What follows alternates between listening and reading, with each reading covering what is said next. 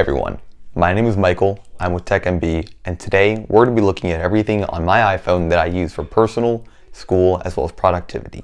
So let's get started.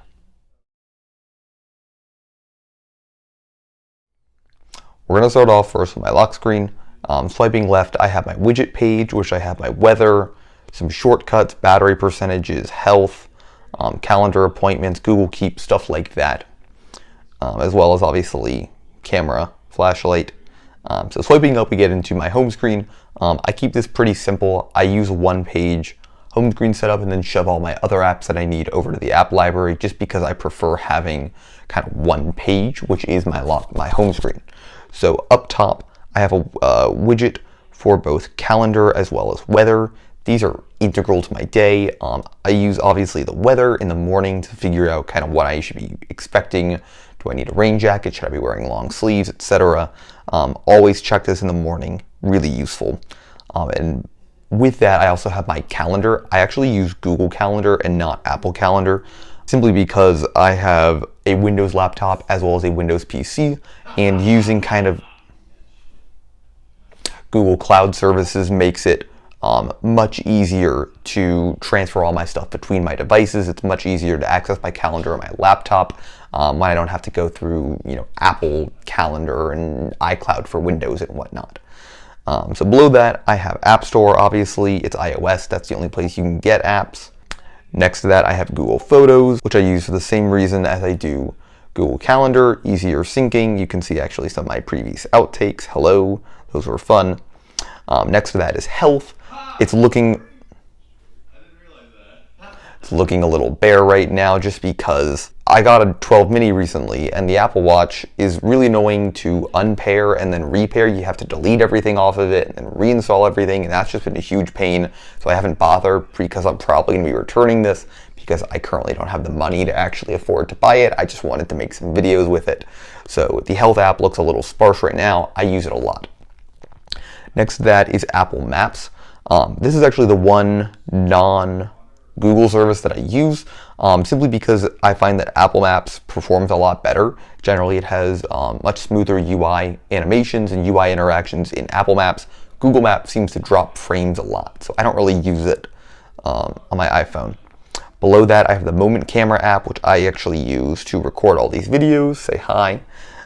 It gives me good control over my shutter speed, ISO, exposure, focus, auto white balance, etc. Next, I have Discord, which I use mainly. Actually, this is my Dungeons and Dragons group chat. I also use it for kind of a few. I'm in the MKBHD server. I'm in Board Game Club. I've got a channel for my brothers. So I use Discord for that. Next are kind of my social media apps. So I have things like YouTube, which I spend a lot of time in YouTube for both entertainment as well as for learning stuff. I've learned a lot of stuff for this channel off YouTube using a lot of tutorials. Next to that is Snapchat. Hello. That was a terrible angle of me, but I use Snapchat just mainly for some group chats. I don't go on there a whole lot, but I still do use it. Next to that is GroupMe.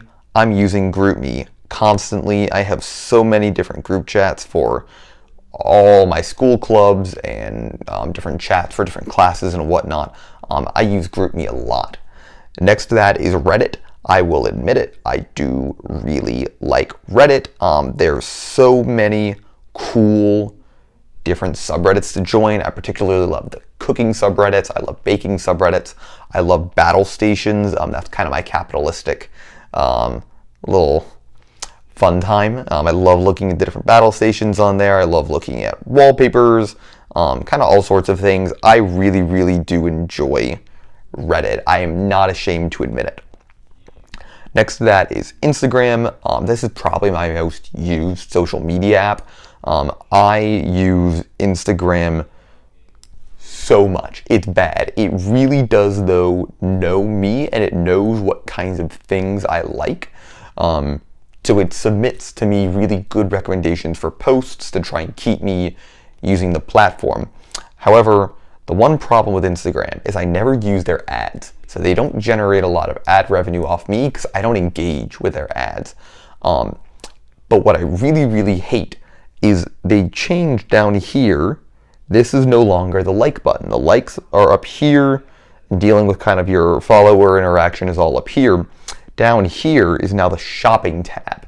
In Instagram, stop. This sucks. None of this stuff, none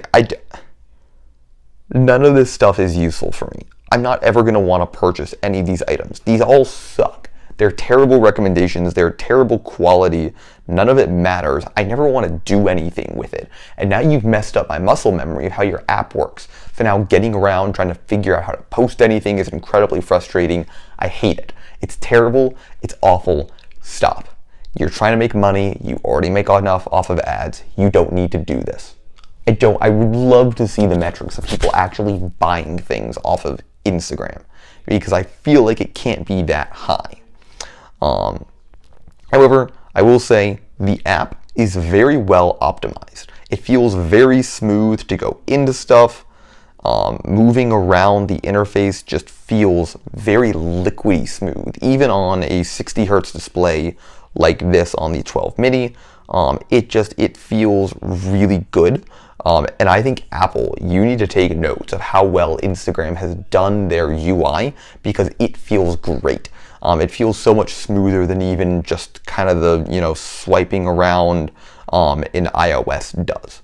Great job, Instagram. Just get rid of the shopping. It's dumb, it's stupid, and it's just a money grab. Moving on though, next up I have Twitter. I try and avoid Twitter. I mainly just do it to see Pentatonic's tweets when they announce a new album, or to get updates on things like the Google event, the Apple event, or sometimes world news. Otherwise, I try and stay off of Twitter just because I think that it's a waste of time. It's not one of my most used apps. I also have Facebook, which I truly do my best to avoid. If I could, I would not have a Facebook account, but I need it for a few school things. I do also enjoy it for the Facebook Marketplace, because I can use it to purchase things for this channel right off there, and it makes it really convenient. And I actually use it to set up tutoring. Meetings for some people at school. Otherwise, it is a toxic hellscape of misinformation that Jeff Bezos willingly encourages. I don't like Facebook. I do my best not to use it. However, I kind of need to for some things. Next to that is this Govee Home, which I actually use for a smart LED strip. You can't see it on camera right now, but it's over that way on my desk. Next to that, I have the Cree lighting app, which I actually use for these two smart bulbs behind me. I really wish that I could combine both the LED strip with Govee Home as well as the Cree lights all under one app. I would love to just be able to use the Google Home app. However, my apartment, the Wi-Fi, there's a certain limitation to how many lights you can add to it. A certain number of Wi-Fi devices you can add to it, and I've kind of reached that limit. So sadly, it's all just done under two apps instead of one. First world problem, I know, but it's just annoying. And then there's my bank app, which I'm not going into. Down here in the dock, I have music, which I use constantly. I play a lot of music. I also use Spotify for music, mainly during the day, because I don't have a premium account, so I just use it to listen to like chill lo-fi beats, because it doesn't keep my screen on. And since I'm using a 12 mini currently, that drains a lot of battery. It just keeps the screen on playing YouTube. So I use Spotify, or I put my music over in the music app. Next to that, I have messages. I spend so much time in messages. I send so many messages every day. It's insane. Next to that is the Safari app. And then rounding it out in this folder, I have Outlook, which I use just because it seems like Gmail doesn't play well with my school email address. So I use Outlook to record things, to send my emails. Clock app, I really love the bedtime feature in here. That's such a useful feature. Google Keep, which I use for all of my note-taking.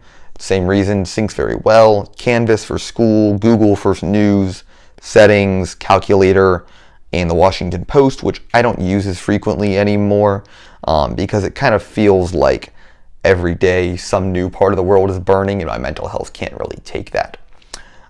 Yeah, there are a few other apps that will use things like Amazon for shopping, or when I work for scheduling different appointments, or Venmo for tutoring, etc., etc. But that is pretty much everything that I use on my iPhone for getting all my schoolwork done, for getting kind of my productivity stuff done, for getting my personal stuff done. So if you have any questions, feel free to let me know in the comments. Otherwise, thank you so much for watching. I'm Michael with TechMB. I'll see you later.